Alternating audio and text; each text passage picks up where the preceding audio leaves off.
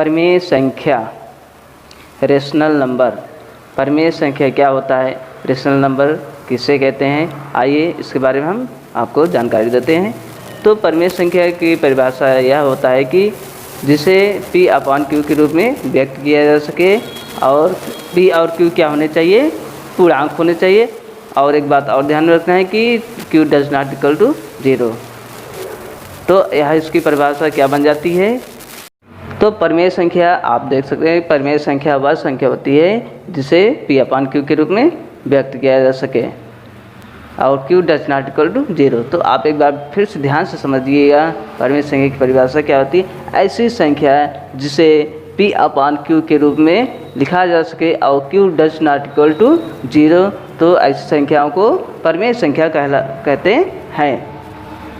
Example तौर पे आप देखेंगे -3/2, 4/3, 1 को आप किस प्रकार से लिख सकते हैं। अब आपके मन में ये आया होगा कि एक तो P/Q के रूप में तो दिख नहीं रहा है, तो आप इसे कैसे जो है कह सकते हैं ये परिमेय संख्या है।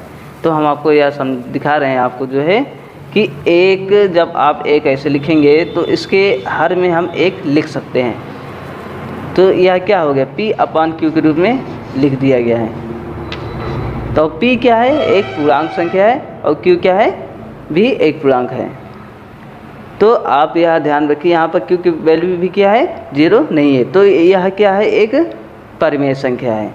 अब आपसे पूछ जाएगा 0 परिमेय संख्या है कि नहीं संख्या, तो आप इसे कैसे दिखाएंगे। तो 0 ये लिखा है, इसके हर में हम एक लिख सकते हैं, किसी भी संख्या के हर में हम एक लिख सकते हैं। तो यहाँ पर 0 ये किस रूप में हो गया है, P अपॉन Q के रूप में हो गया है। किस रूप में हो गया है, P अपॉन Q के रूप में है, और Q की वैल्यू क्या है, 1 है, और P की वैल्यू क्या है, 0 है। अर्थात ये भी क्या है, पूर्णांक है, ये भी क्या है, पूर्णांक है। केवल आपको ध्यान यह रखना है कि P और Q क्या होने चाहिए, दोनों ही पूर्णांक होने चाहिए, और Q की वैल्यू 0 नहीं होनी चाहिए। P और Q क्या दोनों पूर्णांक होने चाहिए, और Q की वैल्यू क्या होनी चाहिए, 0 नहीं होनी चाहिए। तो वह सभी संख्या क्या कहलाएगा, परिमेय संख्या कहलाएगी। एक और एग्जांपल हम आपको बताते हैं, जैसे 3.14, यह परिमेय संख्या है कि अपरिमेय संख्या है। अब यह परिमेय संख्या की हम परिभाषा आपको बताई नहीं है, लेकिन यह परिमेय संख्या है कि नहीं, हम इसको कैसे P अपॉन Q के रूप में व्यक्त करेंगे। तो ध्यान से समझिएगा, इसे कैसे P अपॉन Q के रूप में व्यक्त किया जाएगा। तो यहाँ पर इसको जब दशमलव हटाएंगे तो आप इसे 314/100 लिख सकते हैं, ऐसे लिख सकते हैं। तो ये क्या हुआ, यह P अपॉन Q के रूप में व्यक्त हो गया है। P मान क्या है, 314 है, और Q का मान क्या है, 100 है। तो यहाँ पर 314 और 100 दोनों ही क्या हैं, पूर्णांक हैं, और Q की वैल्यू क्या है, 0 नहीं है। तो यह क्या कहलाएगा, एक परिमेय संख्या कहलाएगी। तो आप इससे जो है आपको क्या जानकारी मिलती है कि जितनी भी संख्याएं हैं, अगर उससे P/Q के रूप में व्यक्त कर दिया जाए और Q की वैल्यू 0 ना हो, तो वह क्या कहलाएगी, परिमेय संख्या कहलाएगी। अपरिमेय संख्या है, इरेशनल नंबर।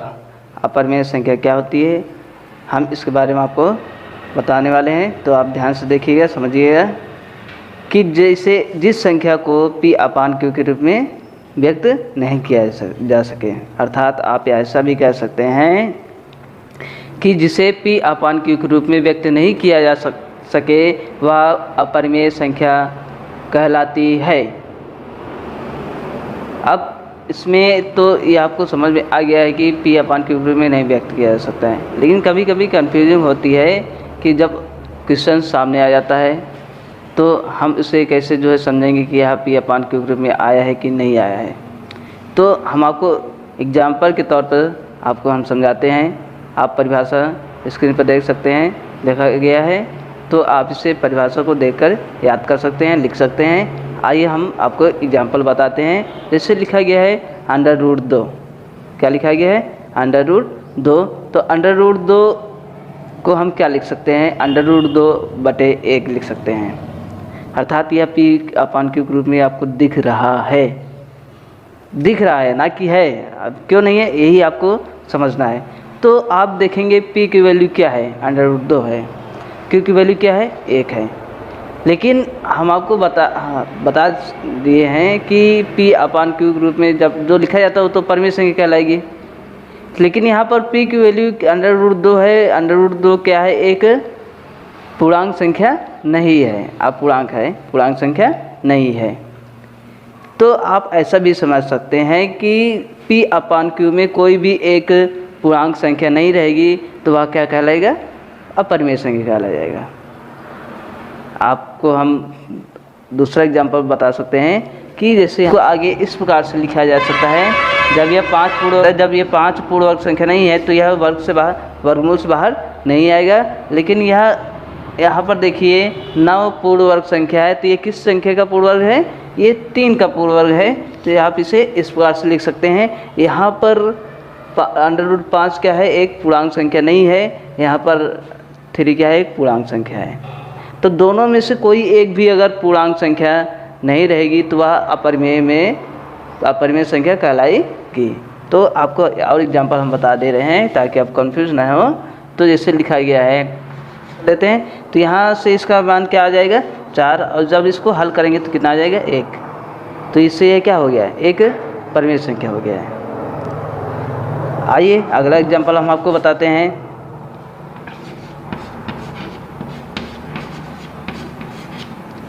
चूँकि यह भी क्या है, एक पूर्णांक संख्या नहीं, और यह भी क्या है, एक पूर्णांक संख्या नहीं है, तो यह भी क्या कहलाएगा, एक अपरिमेय संख्या कहलाएगा। और हम आपको एग्जाम्पल बता दे रहे हैं, जो अधिकतर क्वेश्चन पूछा जाता है बोर्ड एग्जामों में और अदर कंपटीशन पूछा जाता है कि ये पाई क्या है, परिमेय संख्या है कि अपरिमेय संख्या है। तो हम आपको बता दें कि इसके हर में हम 1 लिख सकते हैं, और यहाँ पर पी अपान क्यू के रूप में हमको दिखाना होगा तो इस प्रकार लिखेंगे। तो यह पी के मान क्या है, पाई है, और क्यू का मान क्या है, 1 है। यहाँ पर पाई क्या है, एक पूर्णांक संख्या नहीं है, यहाँ पूर्णांक संख्या है, और पाई का मान क्या है, निश्चित नहीं है। तो इस प्रकार से ये क्या कहलाएगा, एक अपरिमेय संख्या कहलाएगा। लेकिन पाई का मान तो 22/7 होता है, तो यह परिमेय संख्या क्यों कहलाता है। तो ध्यान से समझिएगा इस बात को भी। आप इसे आप पी अपान क्यू के में जब लिखेंगे तो यहाँ पी की वैल्यू 22 है, क्यू की वैल्यू 7 है। तो 22 और 7 ये दोनों ही क्या है, पूर्णांक संख्या हैं। ये दोनों ही क्या है, पूर्णांक संख्या है। लेकिन यहाँ पर यह पूर्णांक नहीं था, इसलिए क्या कहलाया, अपरिमेय संख्या कहलाया। और यहाँ पर ये दोनों पूर्णांक संख्या हैं, इसलिए दोनों क्या कहलाएंगे, एक परिमेय संख्या कहलाएंगे। तो 22/7 क्या है, एक परिमेय संख्या है।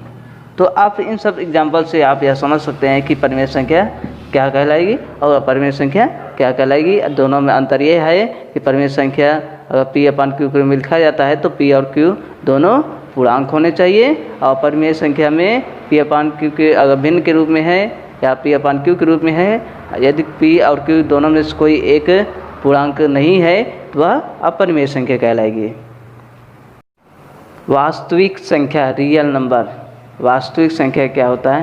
हाँ, तो वास्तविक संख्या परिमेय संख्या और अपरिमेय संख्या के संग्रह से वास्तविक संख्या का निर्माण होता है। आप ऐसा भी कह सकते हैं कि परिमेय संख्या और अपरिमेय संख्या के संग्रह को की वास्तविक संख्या कहते हैं। अर्थात जो भी परिमेय संख्या हैं और अपरिमेय संख्या हैं, इनके समूह से वास्तविक संख्या बनती है।